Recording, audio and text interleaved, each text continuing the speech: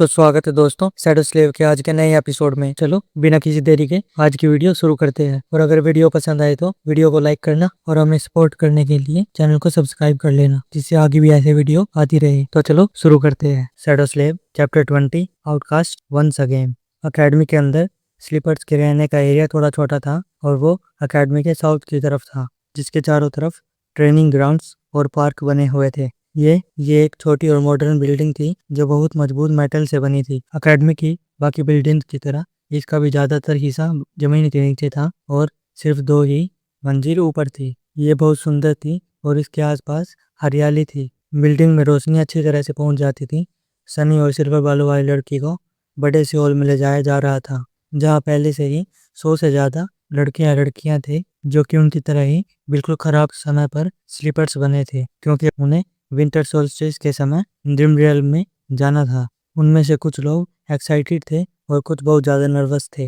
Academy वालों के लिए इस सब का मैनेजमेंट करना बहुत मुश्किल था, क्योंकि किसी को नहीं पता था कि स्पेल कब किसको इन्फेक्ट करेगा और ना ही इसका कोई फिक्स समय था। और इसीलिए स्लीपर्स का एक फिक्स बैच बनाना और उन्हें प्रॉपर ट्रेनिंग देना बहुत मुश्किल था। कुछ स्लीपर्स के पास बहुत समय होता था, जबकि कुछ के पास तो बिल्कुल थोड़ा समय रहता था। इसीलिए वेलकम प्रोग्राम साल के शुरुआत में हर महीने होते थे और जैसे जैसे सर्दी आने लगती ये हर हफ्ते होने लगते थे।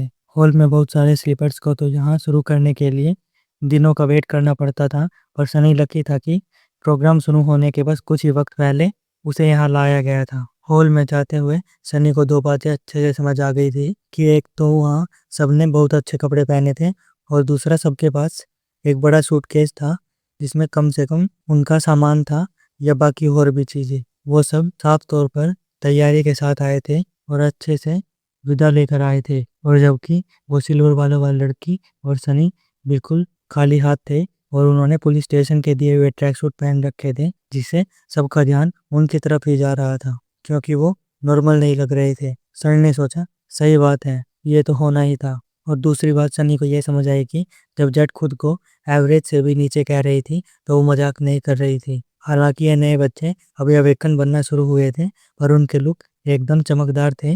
वहाँ हर कोई हैंडसम और एकदम हेल्थी लग रहा था। सनी ने सोचा मुझे लगता है कि इनमें से कोई भी जेट के सामने कुछ नहीं है। वो शायद दिन की तरह परफेक्ट ना दिखती हो, पर पता नहीं उनका एक अलग ही दबदबा है। और ऐसा लगता है जैसे ही वो रूम में आती है अंधेरा और गहरा हो जाता है और ठंडक बढ़ जाती है। वो सोचता है क्या एक स्लीपर और मास्टर के बीच ऐसा ही फर्क होता है। सनी पहले से जानता था कि वो बहुत कुछ झेलने वाला है, क्योंकि वो झूठ नहीं बोल सकता। और वहाँ खड़े सारे बच्चे एक्साइटेड थे, चाहे उनके कपड़े या लुक कैसे भी हो। वो सब एक ही चीज करना चाहते थे और वो थी बातचीत करना एक दूसरे से। ना सिर्फ बच्चे ही बल्कि यहाँ मौजूद सभी लोग उनसे स्लीपर से बातचीत करना चाहते थे, उनके नाइटमेयर के बारे में और उनके बारे में हर एक छोटी छोटी डिटेल पूछना चाहते थे। और वो बच्चे भी चाहते थे कि कोई उनसे सवाल पूछे। हर कोई अपने दिल की बात शेयर करना चाहता था, क्योंकि सनी हमेशा अकेला रहा था। तो वो सोचता है कि ये तो असली नाइटमेयर जैसा है। सनी डर और परेशानी में दिमाग में यही सब सोच रहा होता है, क्योंकि उसे बात करना बिल्कुल भी पसंद नहीं था। फिर उसने एक सांस भरते हुए सोचा बस इसे अपने और पुराने टेस्ट का एक हिस्सा समझो।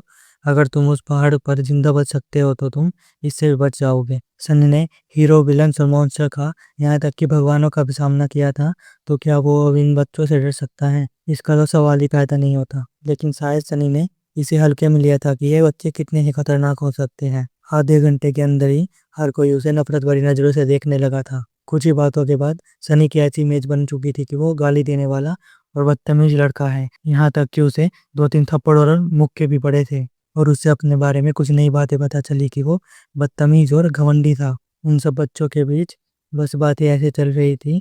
कोई कह रहा था इन सब को देखो, तुम्हें क्या लगता है कितने लोग ड्रीम रियल से वापस आएंगे, कितने मरेंगे और हमारे जिंदा बचने के कितने चांस होंगे? कोई दूसरा कहता है मुझे नहीं पता, पर मुझे पूरा यकीन है कि तुम जैसा घमंडी बेवकूफ सबसे पहले मरेगा। या फिर ऐसे ही उनकी बातें चल रही थी। कोई कहता है मुझे अपने नाइटमेयर में एक आर्मर वाली मेमोरी मिली, ये एक जादुई सोल थी, क्या तुम इसे देखना चाहोगे? ऐसे ही करते हुए उनकी बातें चल रही थी। लेकिन एक बार फिर सबसे अलग थलग होकर सनी आखिरकार अकेला रह गया था। लोग उसे देखकर दूर भाग रहे थे।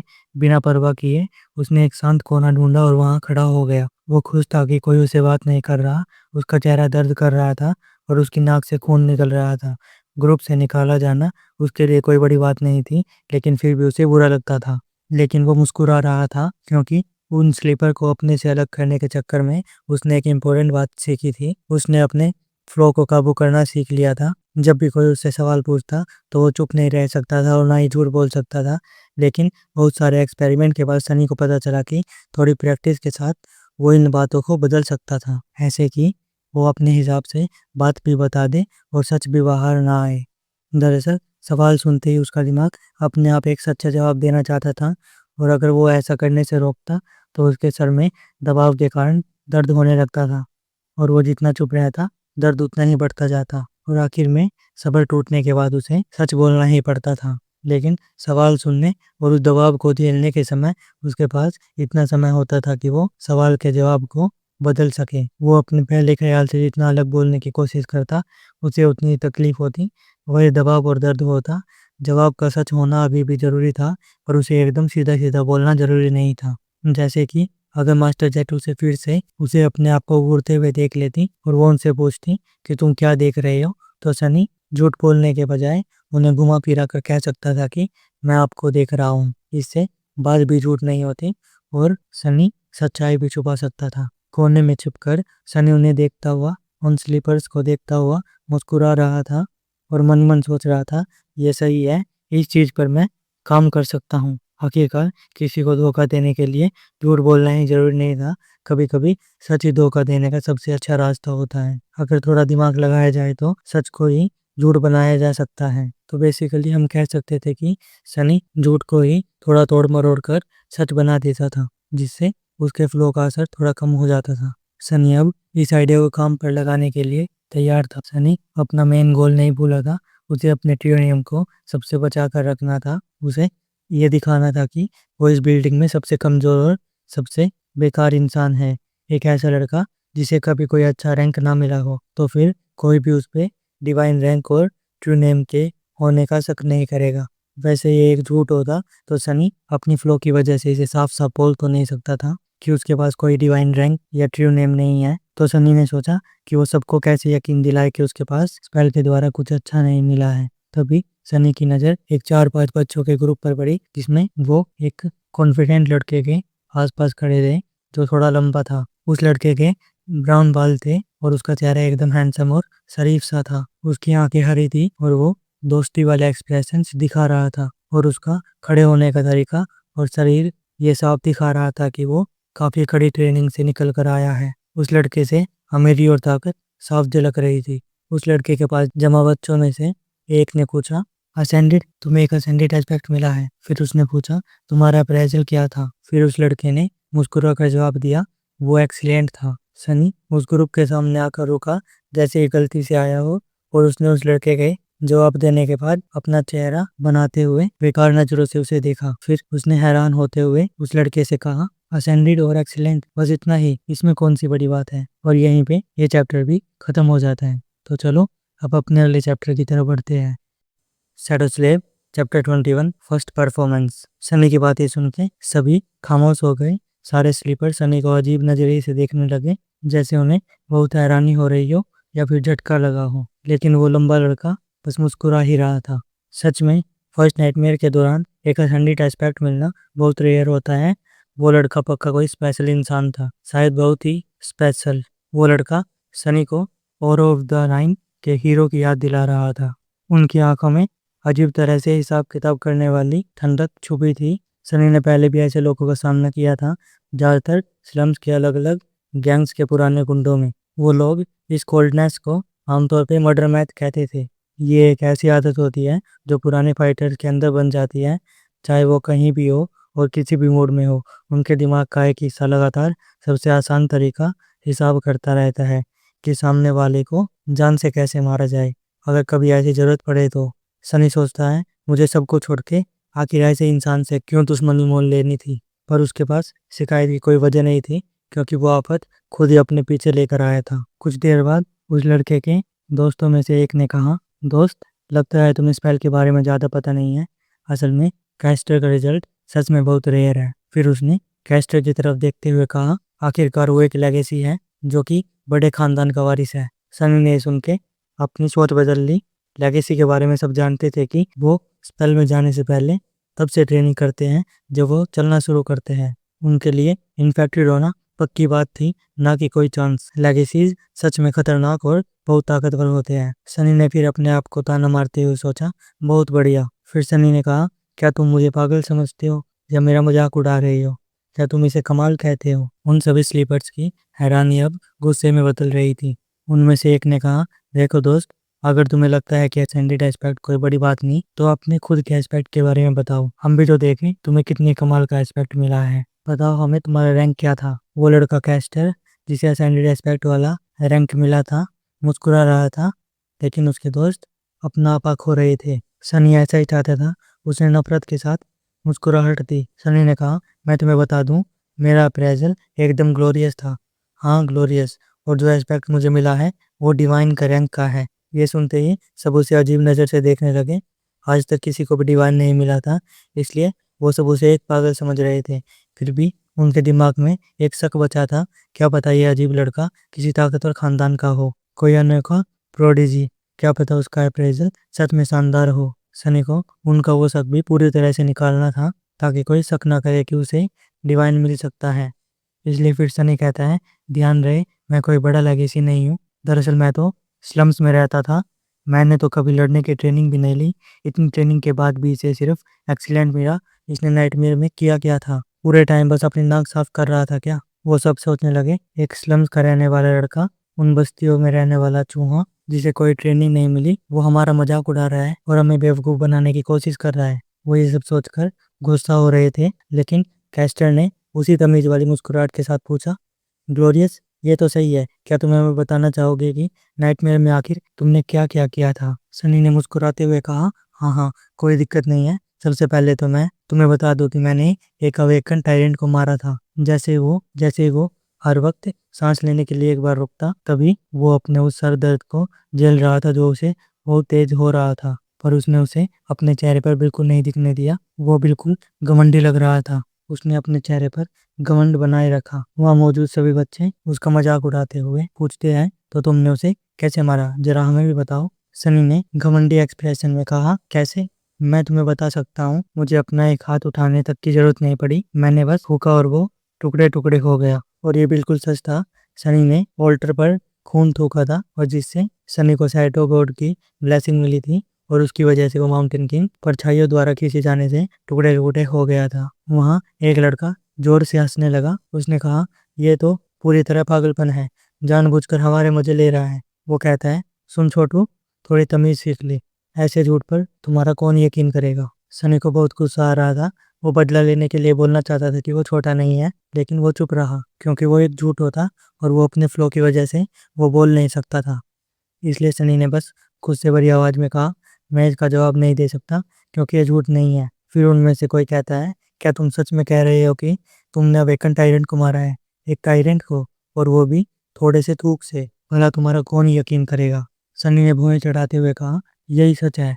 वहाँ बाकी लड़के भी जोर से हंसने लगे और सनी को पागल कहने लगे और कहते हैं, ये तो बकवास ही करते जा रहा है, ये बिल्कुल पागल है। कैस्टर अपने दोस्तों को रोकता है और कहता है, दोस्तों, सब हंसना बंद करते हैं। तो उसने दोस्ती के तरीके से सनी से पूछा, तुमने और क्या हासिल किया था? सनी ने अपनी थोड़ी ऊपर उठाते हुए कहा, क्या इतना काफी नहीं था? और फिर सनी कहता है, मुझे सोचने दो। और फिर थोड़ा रुक के वो बोलता है, मैंने एक अवेकन तलवारबाज को भी मारा था।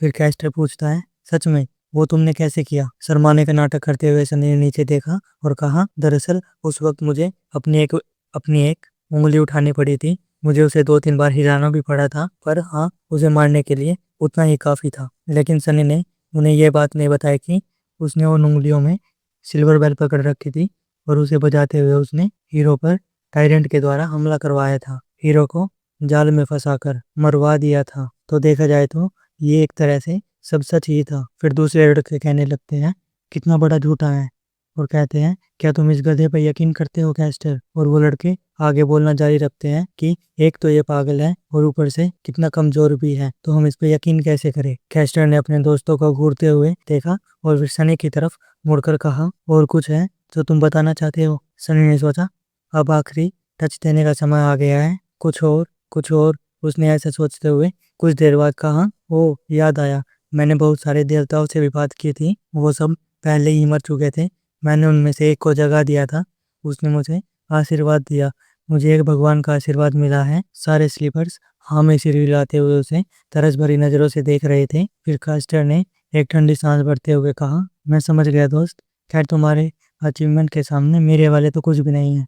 हमारे साथ शेयर करने के लिए थैंक यू। और मैं उम्मीद करता हूँ कि जब हम ड्रीम रियल में एंटर करेंगे तब भी तुम वहाँ इतने ही कमाल के रहोगे और इतने कामयाब भी। सनी के चेहरे पर घमंडी और खुद को सुपीरियर दिखाने वाली मुस्कुराहट आ गई। सनी ने कहा, बिल्कुल सही, तुम बस देखते जाओ।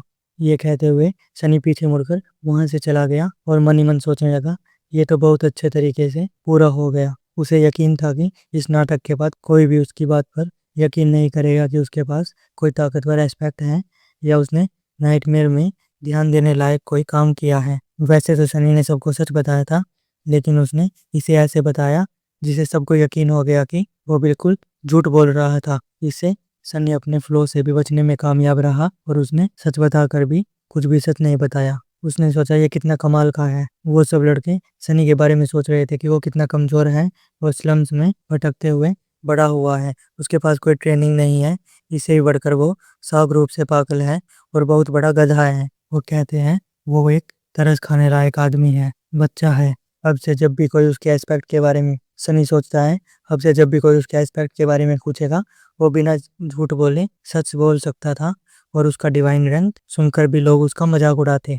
लोग इस बात को मानना ज़्यादा पसंद करते कि स्पेल ही खत्म हो गया है, पर इस पर यकीन नहीं कर सकते थे कि वो कि सनी के पास डिवाइन रैंक है। आज के बाद से तो बिल्कुल भी नहीं। और इसी वजह से कोई भी यकीन नहीं करेगा कि उसके पास कोई ट्रू नेम भी हो सकता है। और फिर सनी सोचता है, बस तुम रुको बेवकूफो, एक दिन मैं भी तुम पर ऐसे जोर जोर से हंसूंगा। जब सनी उनके पास से जा रहा था तब सनी ने एक स्लीपर को कैस्टर से बात करते हुए देखा। उस स्लीपर ने कहा, तुमने उस पागल को उसकी औकात क्यों नहीं दिखाई? उसने तुम्हें नीचा दिखाने की कोशिश की है। कैस्टर ने अपनी आवाज नरम और धीमी कर कर कहा, बेचारा बच्चा नाइटमेयर में अपना दिमाग खो बैठा है। ऐसा अक्सर होता है, वो काफी जल्दी मर जाएगा, इसलिए उस पर थोड़ी दया दिखाना सबसे सही चीज है जो मैं कर सकता था। सनी के मुंह के कोने फड़फड़ाने लगे। उसने सोचा, कितना प्यारा और अच्छा आदमी है। असल में वो जानता था कि कैस्टर की बात एकदम गलत सोच पर टिकी थी, पर फिर भी पता नहीं क्यों उसे अपनी पीठ में एक ठंडक और डर सा महसूस हो रहा था। और इसी के बाद ये चैप्टर भी यहीं पे खत्म हो जाता है। तो चलो अब अपने अगले चैप्टर की तरफ बढ़ते हैं। तो चलो अपना चैप्टर 22 शुरू करते हैं, जिसका नाम है कॉर्प्स कॉर्नर। अपने परफॉर्मेंस से खुश होकर सनी हॉल के कोने में वापस चला गया। उसने महसूस किया कि मजाक, नफरत और गुस्से भरी नजरों से लोग उसे देख रहे थे और कुछ तरस भरी नजरों से भी देख रहे थे। कोई भी उसके पास नहीं रहना चाहता था और ये भी एक तरह से अच्छा ही था, क्योंकि सनी भी यही चाहता था। सनी सोचता है कि ये रिएक्शन थोड़ा ज्यादा ही है। ऐसे तो नहीं है कि उसे कोई बीमारी हो स्पेल को छोड़ के, क्योंकि स्पेल भी एक तरह की बीमारी ही थी, लेकिन सनी को कोई बीमारी नहीं थी। सनी भीड़ में से निकल के एक कोने में पहुंचा। पता नहीं क्यों सारे स्लीपर उस कोने में जाने से बच रहे थे, क्योंकि वहां एक बेंच पे एक लड़की चुपचाप बैठी थी। सनी ने उसकी तरफ नजर डाली। वो लड़की शांत लग रही थी, नाजुक और शरीफ सी, बहुत प्यारी थी। उसके कपड़े साफ सुथरे थे, ज्यादा महंगे तो नहीं थे, पर फिर भी ढंग के थे। अपने सुनहरे बाल, नीली आंखें और खूबसूरत चेहरे के साथ वो एकदम वहां गुड़िया की तरह बैठी थी। वो होश उड़ाने जितनी खूबसूरत थी, लेकिन उसमें कुछ अजीब था। सनी ने उसे समझने की कोशिश की कि आखिर क्या बात है जो उसे अनकंफर्टेबल कर रही थी, यानी जिससे सनी को उसके आसपास अजीब सा महसूस हो रहा था। थोड़ी देर बाद सनी को लगा कि उसकी खाली आंखें उसे माउंटेन किंग की याद दिला रही थी, जो कि बिना किसी एक्सप्रेशन के थी। एकदम से सनी को समझ आया कि वो लड़की भी अंधी थी। उसे खुद को संभालने में थोड़ा समय लगा। उसने सोचा, कितनी अफसोस की बात है। सनी उदास होकर बेंच के दूसरे कोने पर बैठ गया। सनी सोच रहा था कि यह लड़की फर्स्ट नाइटमेयर में कभी जिंदा ही नहीं बच पाती अगर वो स्पेल में जाने से पहले अंधी होती। इसका मतलब था कि उसके अप्रेजल के दौरान ही उसे ये फ्लो के रूप में अंधापन मिला था। सनी को बड़ा डर सा महसूस होने लगा। सनी ने सोचा, और मुझे लगा था कि मेरा ही फ्लो सबसे घटिया है। सनी ने सोचा, उस लड़की को आंखों की रोशनी के बदले में जो भी एस्पेक्ट एबिलिटी मिली हो, वो इससे तो कई गुना घटिया ही होगी, या उसकी आंखों की जगह तो कौन सी एस्पेक्ट एबिलिटी ले सकती है। सनी सोच रहा था कि ड्रीम रियल में एक अंधे इंसान का बचना बहुत ही मुश्किल था। कम से कम डोरमेंट कोर वाले का तो बिल्कुल भी नहीं। एक तरह से देखा जाए तो वो लड़की पहले ही मर चुकी थी। परेशान महसूस करते हुए सनी ने अपना सर घुमाकर स्लीपर की भीड़ को देखा और उसे समझ आने लगा कि लोग उस कोने से दूर क्यों भाग रहे थे। सनी ने महसूस किया कि वो मौत की इनविजिबल ओरा से घिरी हुई थी। स्लीपर ज्यादातर अंधविश्वासी नहीं होते, पर कोई भी उसके साथ बैठने में अनकंफर्टेबल महसूस करता। ये बात समझते हुए सनी को अचानक हॉल में मौजूद बच्चों के खड़े होने का एक अजीब पैटर्न दिखाई दिया। नेचुरल तरीके से वो सब उन लोगों के पास खड़े थे जो उन्हीं की हालात जैसे थे, मतलब अपने जैसे हालात वाले लोगों के साथ ही सभी स्लीपर्स खड़े थे। हॉल के सबसे आखिरी कोने में स्टेज के पास वाले हिस्से में वहाँ एक दो छोटे ग्रुप थे। इन ग्रुपों के बाकी लोग सारे स्लीपर से अलग थे। वो कॉन्फिडेंट थे, शांत और एकदम तैयार लग रहे थे। ये सब लेगेसीज थे। उन्हें बचपन से ही स्पेल के लिए ट्रेन किया जाता था और जिंदा बचने के लिए चांसेस उनके ही सबसे ज़्यादा थे।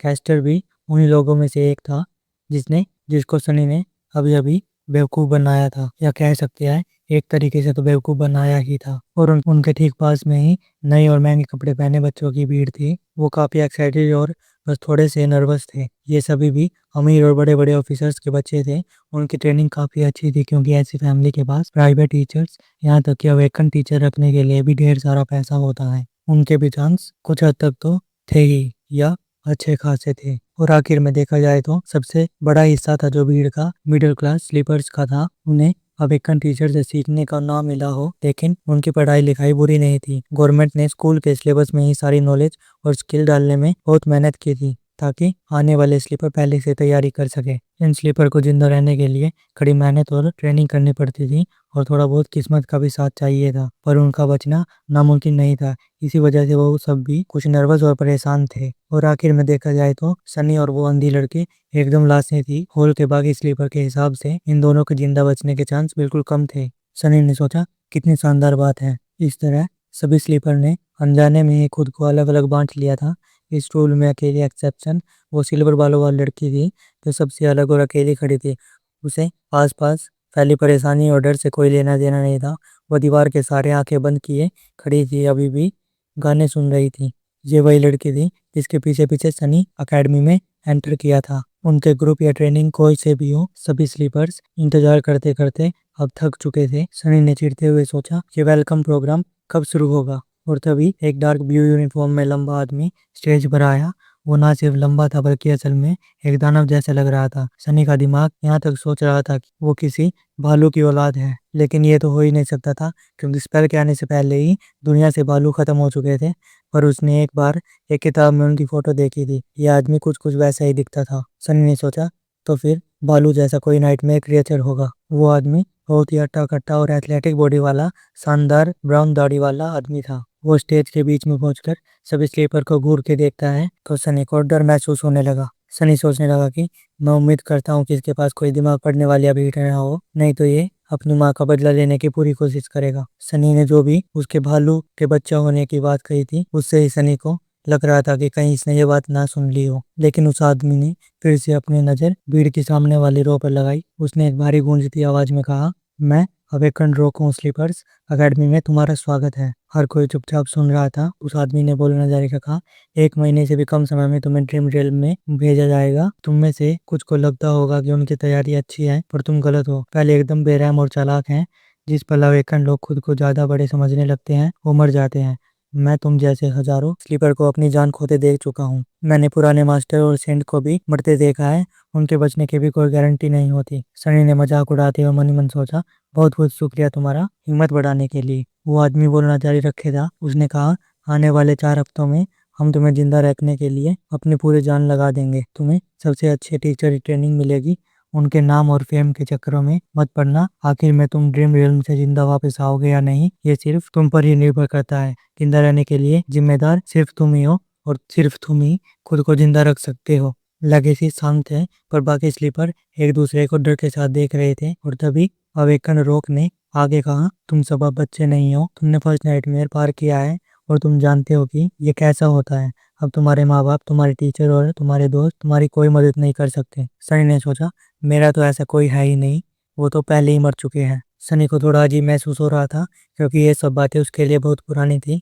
वो टीचर का मकसद समझता था, उसे इन नए स्लीपर को डराना था, क्योंकि डर ही वो अकेली चीज थी जो वहाँ जिंदा रख सकती थी और उन्हें ड्रीम रियल में जिंदा रहने के लिए मदद कर सकती थी। अब उस स्पीच का इम्पोर्टेंट हिस्सा आने वाला था। अवेकन रॉक ने रुक कर कहा, उन बच्चों को अपनी बातें समझने का थोड़ा वक्त देते हुए उसने कहा, अब हम बात करेंगे नाइटमेयर और ड्रीम रियल के बारे में, इनके बीच क्या फर्क होता है। और यहीं पे ये चैप्टर भी खत्म हो जाता है। तो चलो अब अपने अगले चैप्टर की तरफ बढ़ते हैं।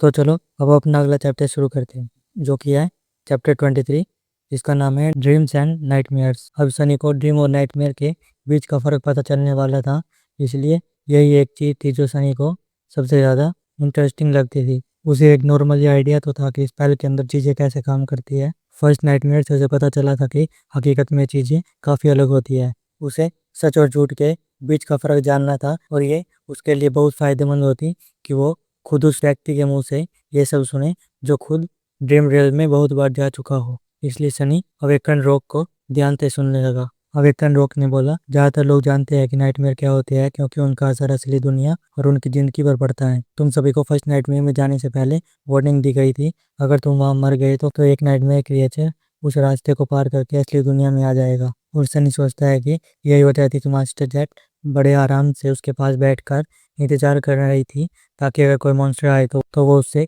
निपट सके। फर्स्ट नाइटमेयर सबके लिए अलग होते हैं और अकेले होते हैं, क्योंकि हर एक नाइटमेयर पर्सनल होता है, इसलिए वहाँ से सिर्फ एक ही क्रिएचर निकल सकता है। हालांकि सेकंड नाइटमेयर में चीज़ें बहुत खतरनाक होती है। ये नाइटमेयर एक इन्फेक्टेड इंसान से जुड़े नहीं होते, इन्फेक्टेड इंसान से नहीं जुड़े होते, बल्कि ड्रीम रियल में पैदा होते हैं। जब तक उस नाइटमेयर का बीज बढ़ रहा होता है तो कितने भी अवेकन लोग उसे जीतने की कोशिश कर सकते हैं। इन नाइटमेयर सीड्स का शिकार करके उन्हें खत्म करना ही अवेकन लोगों की सबसे बड़ी जिम्मेदारी होती है। सनी इतना तो जानता था, और जब सनी ये सोच रहा था तब अवेकन लोग कहना जारी रखे थे। वो कह रहे थे, अगर वो सब मर जाए या उस सीड के पकने से पहले ही उसे ढूंढने में नाकाम हो तो असली दुनिया में एक गेट खुल जाएगा, जिसमें से अनगिनत मॉन्स्टर बाहर निकलेंगे और इसका नतीजा बहुत ही बुरा होगा। बाकी अवेकन लोगों को इस तरफ उस हमले को झेलना पड़ेगा, पर तब तक आम जनता के बीच भयानक तबाही और मौत हो सकती है। इन गेट का खुलना एक ऐसी चीज थी जिससे इस प्लेनेट का हर इंसान डरता था।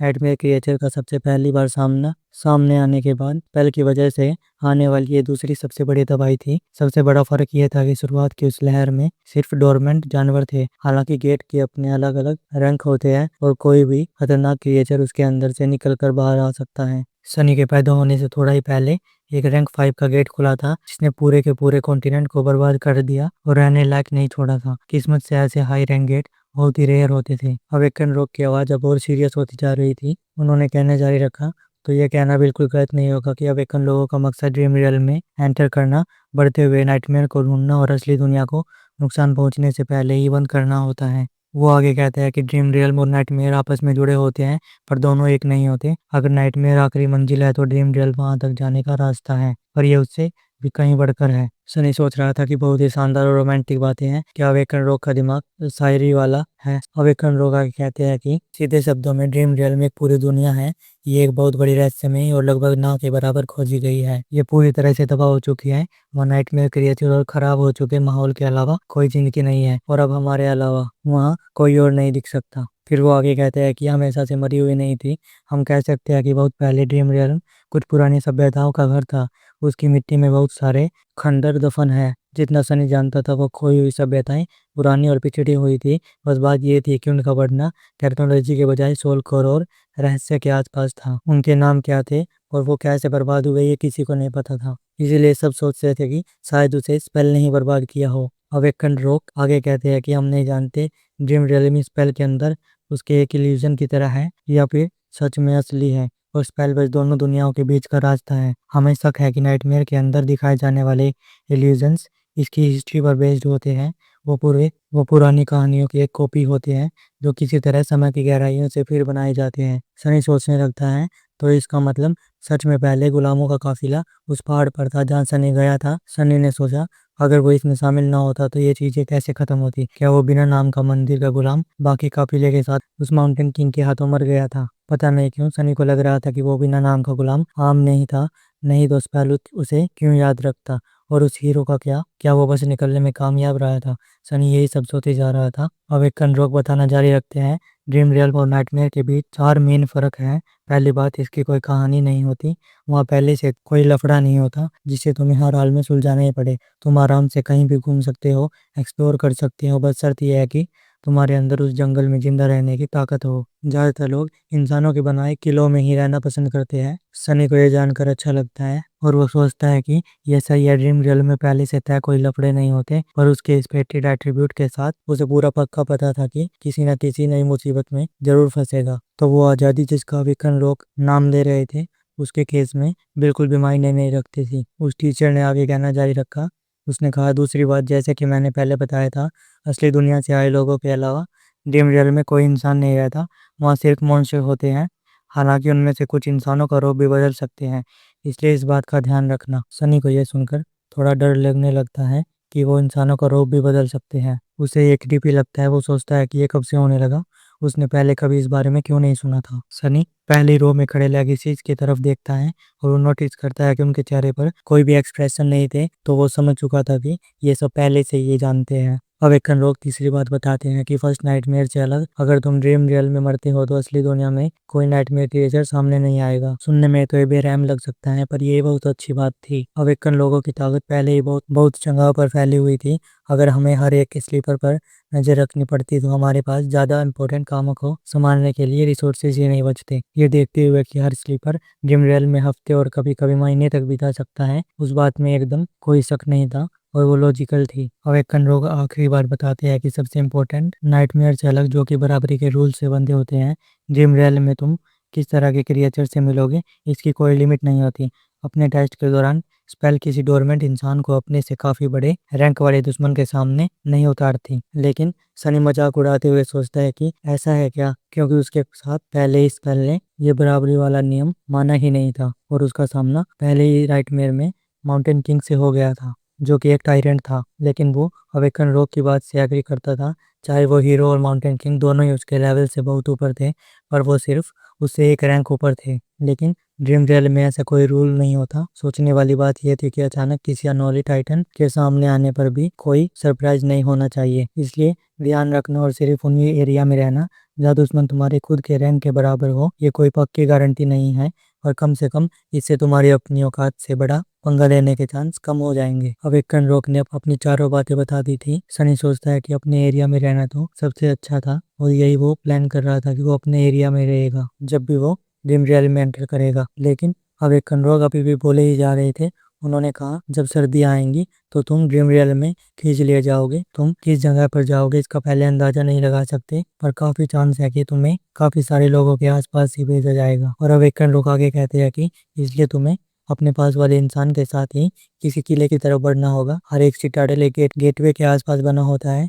एक बार जब तुम वहां पहुंचोगे तो तुम वापस आ पाओगे। ये गेटवे एक तरह के पोर्टल थे जो ड्रीम रियल से बाहर निकलने में मदद करते थे।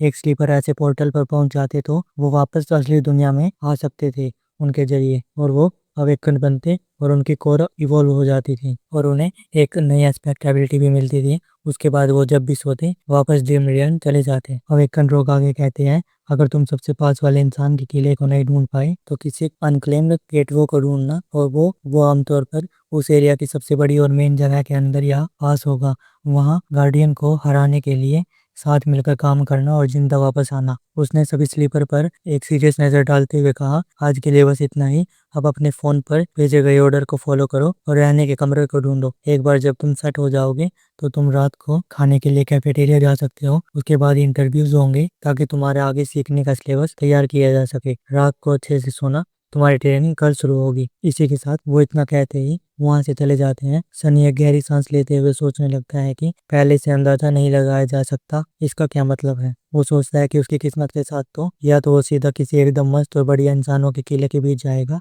या फिर तुरंत गेटवे के अंदर एंटर कर जाएगा, या फिर ड्रीम रियल के किसी ऐसी दूर और खतरनाक जगह पर जाएगा जिसके बारे में आज तक किसी ने सुना ही ना हो और ना ही वहां से कोई जिंदा वापस आया हो। सनी सोचता है कि पहले वाले सीन के लिए ही मैं उम्मीद कर सकता हूँ। सनी इस बारे में ज्यादा कुछ कर तो नहीं सकता था, इसलिए उसने सोचा कि ज्यादा परेशान होने का कोई मतलब नहीं है, और वो इससे भी ज्यादा इंपॉर्टेंट बात सोच रहा था कि आज के खाने में या परसों के खाने में उसे क्या मिलेगा। और यहीं पे ये चैप्टर भी खत्म हो जाता है। तो चलो अब अपने अगले चैप्टर की तरफ बढ़ते हैं। तो चलो अब अपना अगला चैप्टर शुरू करते हैं। जो कि है 24, जिसका नाम है moving up in the world. हमें बताया जाता है कि स्लीपर से जुड़ा सब कुछ एक ही बिल्डिंग में था। सनी फोन के ऑर्डर फॉलो करके जल्दी से नीचे वाले लेवल पर गया और डॉर्मेट्रीज में पहुंचा। उसे हैरानी हुई कि उसे एक बिल्कुल अलग कमरा मिला था। वहाँ बेड, टेबल, ड्रेसर, अलग बाथरूम वगैरह सब कुछ थे, जो कि उसे पहले कभी नसीब नहीं हुए थे। वहाँ दीवार पर एक हिडन स्क्रीन लगी हुई थी जो असली खिड़की जैसी लग रही थी। उसे अकेडमी के लोगों वाले कई सारे कपड़ों के सेट भी मिले थे। सनी सोचता है कि कितना खर्चा किया है इन्होंने। वैसे तो ये ज्यादा लग्जरी नहीं थी, पर स्लम्स के हिसाब से तो ये सनी के लिए बहुत ज्यादा था। उसे लग रहा था कि वो किसी महल में आ गया है। सनी सोचता है कि लगता है अपना लेवल सच में ही बढ़ गया है। सनी शीशे में देखकर अपनी परछाई की तरफ देखते हुए कहता है कि लगता है हम दुनिया में आगे बढ़ रहे हैं। परछाई उसे कोई जवाब नहीं देती। उसे कोई खास असर नहीं पड़ रहा था, क्योंकि उसे इस चीजों से कुछ मतलब ही नहीं था। सनी सोचता है कि इस पागल परछाई को क्या ही पता होगा। सनी नए कपड़े बदलकर शीशे में अपने आप को देखा और फिर अपने रियून्स को समन किया। उसके सामने उसकी स्टेटस विंडो आई और अब उसके पास पवित्र श्राव को ध्यान से देखने का वक्त था। तो वो अब अपने सभी मेमोरीज वगैरह को देखने के लिए तैयार था। सनी ने देखा मेमोरी, पवित्र shroud, memory rank, awaken, memory type, armour. फिर वो उसका डिस्क्रिप्शन पढ़ता है, जिसमें लिखा था कि एक बार एक ईमानदार राजा के दिल में शक का कीड़ा घुस गया था। समय के साथ उसने राजा को अंदर से खाना शुरू किया और उसे अपना कठपुतली बना लिया। एक पूरी जिंदगी के बाद वो पवित्र कीड़ा राजा की लाश से निकल गया और पीछे काले रेशम के धागे छोड़ गया। किसी को नहीं पता था कि वो कहाँ गया, पर जब लोग उस शांत किले में गए तो उन्हें हड्डियों के ढेर में से वो रेशम मिला और उन्होंने इससे एक आर्मर बना दिया। सनी ने सोचा ये ज्यादा डरावना नहीं है, मुझे बिल्कुल भी डर नहीं लग रहा, लेकिन असल में उसे थोड़ा डर लग रहा था। उसने सोचा कि जिस क्रिएचर को उसने पहले मारा था उसे लार्वा कहा जाता है। अगर वो मान ले कि माउंटेन किंग एक बड़ा हो चुका पवित्र कीड़ा था और पहले से ये टायरेंट था, तो एक तितली बनने के बाद वो क्या ही कर सकता था, क्योंकि वो एक मौत था। उसने इस ख्याल को अपने दिमाग से निकालते हुए अपना सर झटका और फिर पपीटर श्राउड को बुलाया। तुरंत ही उसके शरीर के चारों तरफ एक पतले धागे का आर्मर सा आ गया। ये डार्क ग्रे रंग का था और नरम कपड़े का बना था, जिसमें हाथ और कंधे के गार्ड बिना चमक वाले काले लेदर से बने थे। आर्मर हल्का और सिंपल था और इसमें उसे हिलने डुलने में दिक्कत नहीं हो रही थी। चलने पर भी इसमें कोई आवाज नहीं हो रही थी और ये परछाई में छुपने के लिए एकदम सही था। सनी मुस्कुराते हुए सोचता है कि अवेकन रैंक के नीचे का कोई भी क्रिएचर इसे तोड़ नहीं पाएगा, जिससे उसे सारे डोरमेट मॉन्स्टर से निपटने में बड़ा फायदा मिलेगा। इसे पहनकर उसे एक अजीब सा सुकून मिला। उसने सोचा शक का कीड़ा, इसका मतलब इसके पास मेंटल अटैक से बचने का तरीका होगा। क्या इसके पास दिमागी हमलों से बचने के लिए कोई एक्स्ट्रा डिफेंस है? सनी असल में एक माउंटेन किंग टायरेंट को मारने के बाद इससे कम की उम्मीद भी नहीं कर सकता था। बस एक ही प्रॉब्लम थी कि इस आर्मर को पूरे कपड़ों के ऊपर नहीं पहना जा सकता था। पूरी तरह खुश होकर सनी ने उसे गायब किया और कमरे से बाहर निकल गया और कैफेटेरिया की तरफ बढ़ने लगा। उसने सोचा बुरा नहीं है, बहुत अच्छा है। उसने नाइटमेयर के बाद मिले सभी रिवार्ड को याद करते हुए सोचा वो खाना भी जो सनी कैफेटेरिया में खा रहा था वो भी कमरे की तरह ही बहुत अच्छा था और शानदार था, और वो स्लीपर के लिए फ्री में मौजूद था। बाकी खाने की कोई लिमिट भी नहीं थी। इसके अलावा वहाँ अलग अलग तरह की ड्रिंक्स भी थी, फलों से बनी हुई। सनी कॉफी से दूर रहते हुए सोचता है कि बहुत अच्छा है। सनी उस खाने को खाए जा रहा था और उसे बहुत ही खुशी महसूस हो रही थी। सनी ने सोचा घटिया स्पेल, तुमने मुझे पहले क्यों नहीं इन्फेक्ट किया था? सनी बार बार खाने को और दोबारा दोबारा लेने की सोच रहा था, पर तब तक अकेडमी के ऑफिसर से मिलने का टाइम हो चुका था, इसलिए वो सिर्फ एक ही बार खाने को खा पाया था। अफसोस के साथ खड़ा होते हुए वो कैफेटेरिया से बाहर निकल गया। जल्दी ही वो एक छोटे ऑफिस में एक ऑफिसर के सामने बैठा था। वो वर्कर काफ़ी फ्रेंडली था और उसने तुरंत इंटरव्यू शुरू कर दिया था। जैसा कि मास्टर जेट ने वार्निंग दी थी, सनी को फिर से दिमागी डॉक्टर से बात करने को कहा गया। उसकी सलाह याद रखते हुए सनी ने मना कर दिया और इंटरव्यू उसके एस्पेक्ट के सवालों पर शिफ्ट हो गया। सनी अपनी एबिलिटी की डिटेल नहीं देना चाहता था, पर वो जानता था कि उसे उस वर्कर को कुछ ना कुछ तो बताना पड़ेगा। किस्मत से सवाल बड़े तमीज़ से पूछे जा रहे थे, जैसे क्या आप बताना चाहेंगे या अगर आप शेयर करना चाहें। ऐसे करके सवाल पूछे जा रहे थे जिनका जवाब सनी गोलमोल घुमाकर दे सकता था और उसका फ्लो भी उसे तंग नहीं करता। वो ऑफिसर पूछता है क्या आप मुझे बताना चाहेंगे कि आपको किस तरह की एक्सपेक्टेबिलिटी मिली है, जैसे कॉम्बैट, सोर्सरी या यूटिलिटी। सनी का मन तो नहीं था, लेकिन फिर भी उसे बताना ही था, इसलिए उसने ध्यान रखना सही समझा। उसने बिल्कुल ध्यान से बताना शुरू किया। उसने कहा मैं पक्का नहीं जानता, मुझे अभी भी इसे अच्छे से समझने में वक्त लगेगा। फिर वो ऑफिसर कहता है कि कोई बात नहीं, क्या आप अपनी एबिलिटी से सीधा सामने वाले को नुकसान पहुंचा सकते हैं? आप ये तो हमें बता ही सकते हैं। सनी फिर कहता है कि मुझे नहीं पता, पहले तो मैंने एक तोवल को मारा था, लेकिन उस पर कुछ भी असर नहीं हुआ। उनकी बात ऐसे चलती रही और आखिर में सनी ने बस इतनी ही बातें शेयर की कि जिससे असर बने कि उसका एस्पेक्ट एकदम कमजोर है और बिना किसी काम का है, शायद यूटिलिटी से जुड़ा हो। सबको ऐसा ही लगना चाहिए। उसके बाद वो कमरे में जाकर कपड़े बदल कर सोने चला गया। सनी सोच रहा था कि नाइटमेयर के बाद पहली बार सोना थोड़ा अजीब होगा, पर ये सच में काफी आसान था। नरम गद्दे पर लेटते ही उसे बिल्कुल अच्छे से नींद आ गई। फिर समय में बदलाव होता है और हमें दिखाया जाता है कि सुबह हो जाती है। सनी अपने बाथरूम में साफ सुथरा हुआ और फिर पूरे जोश के साथ अच्छे मूड में नाश्ते करने के लिए भागा। कैफेटेरिया में भीड़ थी। अपनी प्लेट में हर तरह का खाना सजाकर सनी उसे जल्दी ही खाने के लिए बैठना चाहता था, और उसे एहसास हुआ कि उसके लिए बैठने के लिए सिर्फ एक ही जगह थी, जो कि कल वाली अंधी लड़की के पास ही थी।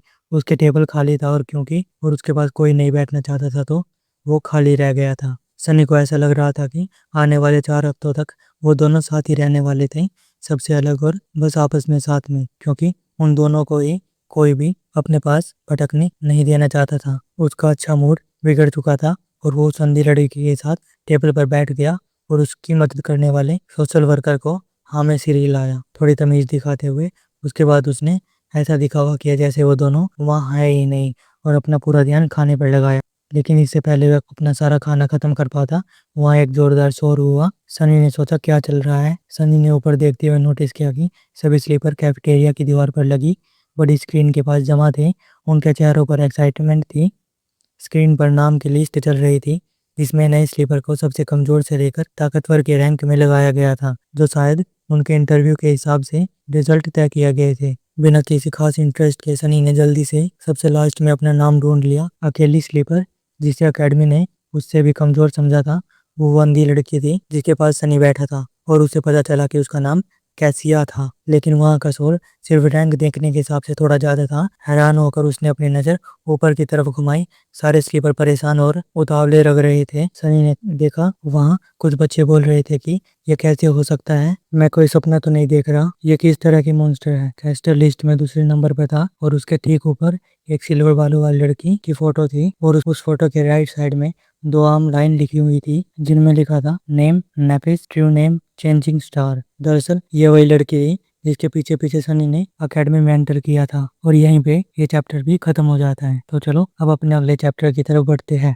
चलो अब अपना अगला चैप्टर शुरू करते हैं, जो कि है चैप्टर 25 वाइल्डरनेस सर्वाइवल। सनी सोच रहा था कि नेफिस को भी अपने नाइटमेयर में ट्रू नेम मिला है। उसने ऐसा क्या किया होगा जो उसे ट्रू नेम मिला, क्योंकि सनी ने तो अपने फर्स्ट नाइटमेयर में बहुत कुछ झेला था, जिसके बाद उससे फर्स्ट नाइटमेयर में अपने ट्रू नेम मिला था। कैफेटेरिया में सभी स्लीपर हैरान थे और स्क्रीन को देख रहे थे। सनी सोच रहा था कि वो भी चिल्लाकर सबको बता दे कि मेरे पास भी एक ट्रू नेम है, लेकिन वो चुप रहा, क्योंकि ये बिल्कुल ही गलत होता अगर वो ऐसा करता। ये तो अपने ही पैर पर कुल्हाड़ी मारने जैसा हो जाता। सनी देखता है कि कैस्टर स्क्रीन को गंभीर होकर देख रहा है, लेकिन वो ट्रू नेम को नहीं देख रहा था। वो सिर्फ नेफिस के नाम को भूल रहा था, जैसे कि स्पेल के ये नाम से ज्यादा ये नाम उसके लिए ज्यादा मायने रखता है। सनी सोचता है कि क्या ये एक दूसरे को पहले से जानते हैं।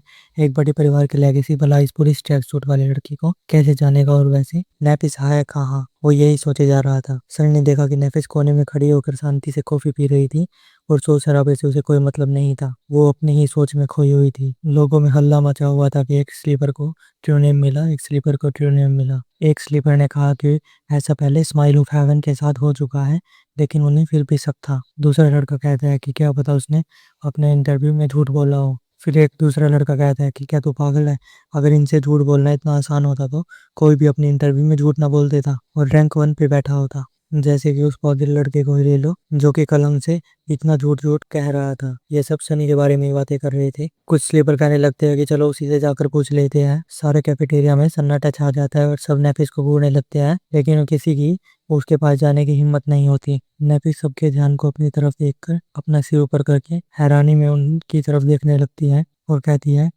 क्या बात है। कैसी देख नहीं सकती थी, लेकिन फिर भी उसने उस आवाज की तरफ अपना सिर घुमाया। कैस्टर नेफिस के सामने जाकर उसके आगे झुककर रिस्पेक्ट दिखाने लगा। कैस्टर कहता है, लेडी नेफिस, मैं हैन लिकलान से कैस्टर हूँ, लगता है आपका ट्रायल बहुत बढ़िया था। सनी सोचता है कि कैस्टर उसे लेडी कह रहा है और अपना इंट्रो भी बड़े आराम से दे रहा है।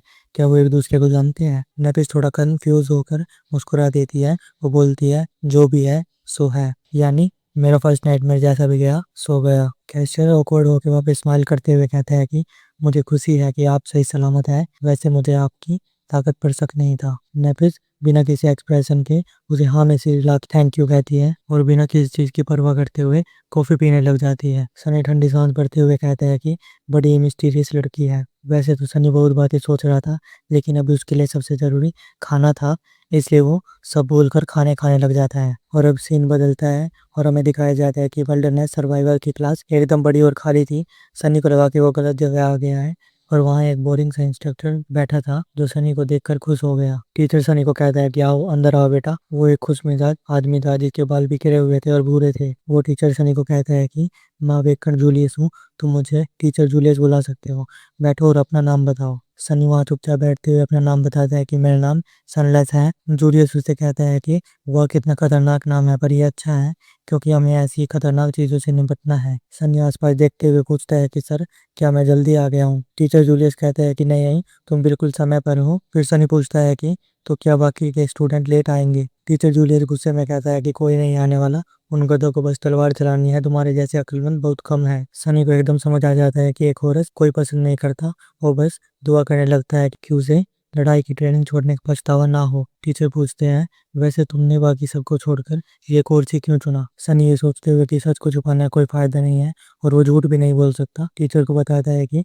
मेरा फर्स्ट नाइट में चेक करने वाले मास्टर जेट ने मुझे बताया था कि यही कोर्स है जो मैं चुनूं। टीचर सनी को कहता है कि बहुत अच्छी सलाह दी थी उन्होंने, लेकिन क्या तुमने अभी जेट कहा? टीचर फटी आंखों से सनी को देखते हुए कहता है कि वो सोल रिपर जेट, वो खतरनाक कातिल, वो खतरनाक औरत ज्ञान की कीमत जानती है। किसने सोचा था? सोल रिपर सुनते ही सनी को अब बात जानने में मजा आने लगा था। सनी पूछता है कि सर, क्या आप मास्टर जेट को जानते हैं? टीचर जूलियस पीछे मुड़ के देखते हैं कि कोई उन्हें देख तो नहीं रहा और बोलने लगते हैं, उसे कौन नहीं जानता, वो सबसे पावरफुल भले ना हो पर शायद डर उसी से लगता है सबको, क्योंकि उसकी एबिलिटी बॉडी पर नहीं सीधा सोल पर वार करती है। कोई भी आर्मर उसके वार को नहीं रोक सकता। फिर टीचर जूलियस बताते हैं कि अच्छी बात यह है कि वो जवान है, लेकिन उसके सेंट बनने के चांस बहुत कम है। सनी पूछता है कि ऐसा क्यों है सर? जूलियस बताता है कि उसके खराब नेचर की वजह से उस साइको की मदद कौन करेगा सेंट बनने में? थर्ड नाइटमेयर को जीतने के लिए अच्छी टीम चाहिए और जेट अकेली है। अरे रुको, कहते हुए टीचर जूलियस पीछे हो जाते हैं और अजीब समूह बनाने लगते हैं और कहते हैं, मैं तुम्हारे साथ चुगली क्यों कर रहा हूँ? तुम बच्चे हो और पीठ पीछे बुराई करना मेरा काम नहीं है। सनी ताना मारते हुए सोचता है कि हाँ हाँ दिख रहा है वो तो, लेकिन सनी को अभी बहुत सारी अच्छी मसालेदार खबरें मिल चुकी थी और वो सोचता है कि चलो इस क्लास में आने का कुछ तो फायदा हुआ। टीचर जूलियस सनी से पूछते हैं कि चलो पढ़ाई पे आते हैं और मुझे ये बताओ कि तुम और कौन से कोर्स ले रहे हो? सनी एक सांस छोड़ते हुए कहता है कि कोई और नहीं सर, अगले 4 हफ्ते में बस यही पढ़ूंगा। टीचर सनी को हैरान होकर देखते हुए मुस्कुराने लगता है और कहता है कि बहुत बढ़िया, तुम बड़े समझदार लड़के हो, चिंता मत करो, अगले 4 हफ्ते मैं तुम्हें ऐसी चीजें सिखाऊंगा कि तुम कभी नहीं मरोगे। 1 घंटे तक तो सब सही रहा, लेकिन फिर सनी का दिमाग फटने लगा क्योंकि इतनी सारी इन्फॉर्मेशन उसके लिए हजम करना मुश्किल था और वैसे भी वो स्लम से बाहर नहीं गया था कभी भी, इसलिए यह सब बातें सनी के ऊपर से जा रही थी। टीचर सनी के ज्ञान की कमी देखकर हैरान होते हैं, लेकिन फिर भी वो पढ़ाने के लिए बहुत एक्साइटेड है और इसलिए आराम से सब समझा रहे थे। सनी का कोर्स बहुत बड़ा था और इन उसमें थ्योरी, वीआर में प्रैक्टिकल, रियल वर्ल्ड ट्रेनिंग और ड्रीम रियल्म की मरी हुई पुरानी भाषाएं भी सिखाई जा रही थी। सनी दुखी होकर सोचने लगता है कि जब स्पेल खुद ही सब कुछ ट्रांसलेट कर देता है तो मुझे नई लैंग्वेज क्यों सीखनी पड़ रही है? और जब सनी ये बात टीचर जूलियस को बताता है तो वो मानने से मना कर देते हैं और कहते हैं कि स्पेल कोई ट्रांसलेटर नहीं है, अगर किसी खंडर में मौत लिखा है तो वहाँ मौत के 30 अलग मतलब हो सकते हैं। लैंग्वेज जानोगे तभी बच पाओगे। पहले दिन की शाम हो चुकी थी और पढ़ाई चल रही थी। सनी थक चुका था और लंच डिनर छूटने की वजह से टीचर को खाने के बारे में याद दिलाने की सोचने लगा। बस फिर शाम को ही वो पढ़ाई खत्म हो चुकी थी। फिर सनी अपने कमरे में आकर चेयर पे बैठ जाता है और कुछ देर दूर देखने लगता है। फिर उसे कुछ याद आता है और वो अपनी परछाई की तरफ मुड़ के देखता है। रात के खाने से पहले सनी को एक बहुत जरूरी काम करना था, इसलिए वो अपनी परछाई को एक चालाक स्माइल देते हुए देखने लगता है और फिर चालाक स्माइल देते हुए सनी कहता है कि चलो देखते हैं तुम आके क्या कर सकते हो। और यहीं पे ये चैप्टर भी खत्म हो जाता है। तो चलो अब अपने अगले चैप्टर की तरफ बढ़ते हैं, जो कि है 26, जिसका नाम है चेंजिंग स्टार। और जैसे कि हमने पिछले चैप्टर में देखा कि सनी ये देखने की सोच रहा होता है कि उसकी परछाई आखिर क्या क्या कर सकती है, और वहीं से ये अगला चैप्टर शुरू होता है। सनी को पक्का यकीन था कि उसके पीछे चलने वाली ये परछाई बस यही काम करने के लिए नहीं बनी है। स्पेल ने उसे एक हेल्पर की तरह बताया था कि ये तुम्हें हेल्पर की तरह मदद करेगी। अब उसे चेक करना था कि शैडो कंट्रोल आखिर क्या क्या कर सकता था। बाकी एस्पेक्ट की तरह ही इसकी नॉलेज भी उसके दिमाग में पहले से ही थी, जो स्पेल ने दिया था यह हर अवेकन के अंदर होता है। सनी को बस फीलिंग को पकड़ना था और उसे सच में ट्राई करना था। सनी अपनी बॉडी और सोल पर फोकस करता है और अपने शैडो को कुछ आसान हरकतें करने को कहता है। धीरे धीरे वो इस कंट्रोल से बहुत अच्छी तरह जुड़ने लगता है और थोड़ी देर में उसे यह काम बिल्कुल आसान लगने लग जाता है, जैसे कि बस सांस लेना हो, और उसकी शैडो उसकी बॉडी का एक हिस्सा लगने लगती है। सनी खुश होकर दूसरा ऑर्डर देने लगता है अपनी शैडो को, और उसकी शैडो उससे अलग होकर कमरे के दूसरे कोने में चली जाती है और मुड़कर उसका मजाक उड़ाने के लिए चुपचाप उसे देखने लगती है। अब सनी बिना शैडो के रह गया था। सनी मुस्कुरा के बोलता है कि यह तो बिल्कुल भी साइंटिफिक नहीं था। स्पेल की चीजों पर दरअसल कोई लॉजिक काम ही नहीं करता था। साइंस के नियम कभी भी स्पेल के ऊपर लागू नहीं होते थे। जैसे ही शैडो दूर गई, सनी का दिमाग दो हिस्सों में बट गया। एक उसकी अपनी बॉडी थी और दूसरी उसकी शैडो वाला हिस्सा था। थोड़ी देर बाद सनी अपनी शैडो पे फोकस करता है और एकदम उसकी आंखों के सामने धुंधला सा हो जाता है सब कुछ। सनी हैरान हो जाता है और अरे वाह कहता है, और यही उसको शैडो के दूसरे कोने से सुनाई देता है। अब सनी के दिमाग में दो स्क्रीन चलने लग रही थी। एक जगह गेट के पास खड़ी शैडो थी और दूसरी तरफ चेयर पे बैठा खुद सनी। दरअसल सनी भी चेयर पे बैठा हुआ अपना हाथ हिला रहा था और उसकी परछाई भी वही ऑर्डर पूरा कर रही थी, लेकिन कमरे के दूसरे कोने में, बाहर की तरफ। लेकिन किसी और कमरे के दूसरे कोने में सनी सोचता है कि क्या मैं अपनी परछाई से सारी दुनिया देख सकता हूँ। सनी सोचता है कि चाइल्ड ऑफ शैडो से मैं अंधेरे में देख सकता हूँ और आसानी से एक जगह से दूसरी जगह मूव कर सकता हूँ, और शैडो कंट्रोल से मैं अपनी शैडो को जासूस बनाकर भेज सकता हूँ।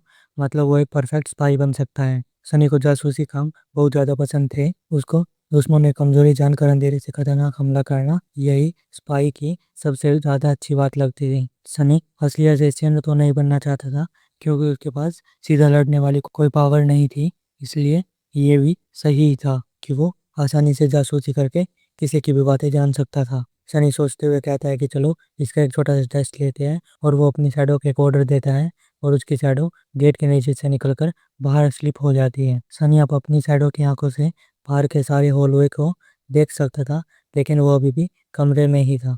उसकी शैडो अंधेरे का फायदा उठाते हुए आगे बढ़ती है। सनी रास्ते में कुछ स्लीपर की बातें सुनता है, पर उसे मजा नहीं आता और वो आगे चल देता है।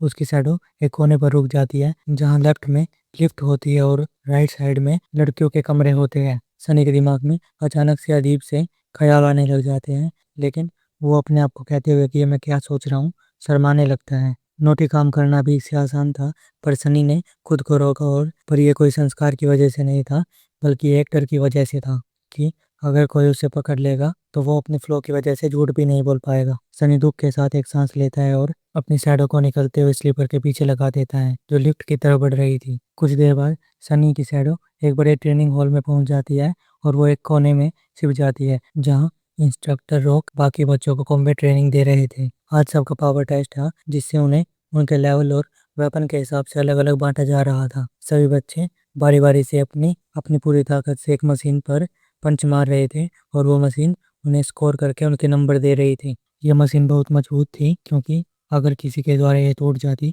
तो बहुत बड़ी मुश्किल हो जाती। इस मशीन पे उनकी पुरानी टेक्निक और पुरानी ट्रेनिंग से भी असर पड़ रहा था। जो बच्चे पहले ट्रेनिंग कर चुके थे और जिन्होंने अब तक कुछ भी ट्रेनिंग नहीं की थी, उनके स्कोर बहुत ही डिफरेंट होने वाले थे। नॉर्मल बच्चों का स्कोर 10 से 14 आ रहा था, और खतरनाक एस्पेक्ट वालों का स्कोर 15 या 16 तक पहुंच रहा था। सनी बोरिंग फील करते हुए सोचता है कि अगर मैं होता तो मेरा 10 या 11 तक ही आता। तभी सनी देखता है कि अब बैच की टॉपर नेफिस की बारी थी। नेफिस आगे आती है और बिना किसी झंझट के एकदम फास्ट और सॉलिड पंच मारती है, जिसे देखकर सनी हिल जाता है। वो सोचता है कि इसने तो बहुत अच्छी ट्रेनिंग की है। सनी को अब और इंटरेस्ट आने लगता है कि आखिर इसका बैकग्राउंड क्या है। मशीन नेफिस का स्कोर 16 दिखाती है, जिससे सनी निराश हो जाता है। वो सोचता है कि मुझे लगा था कि टॉपर का स्कोर कुछ ज़्यादा ही खतरनाक होगा, क्योंकि उसके पास एक ट्रू नेम था। और अब कैस्टर की बारी थी। कैस्टर का पंच इतना तेज था कि वो दिखा भी नहीं। मशीन हिले और कैलकुलेशन के बाद और वो 21 थे। सभी की आंखें खुली की खुली रह गई। कैस्टर भी झुककर थैंक यू कहते हुए पीछे हट जाता है, और इसे देखकर इंस्ट्रक्टर रॉक खुश हो जाते हैं।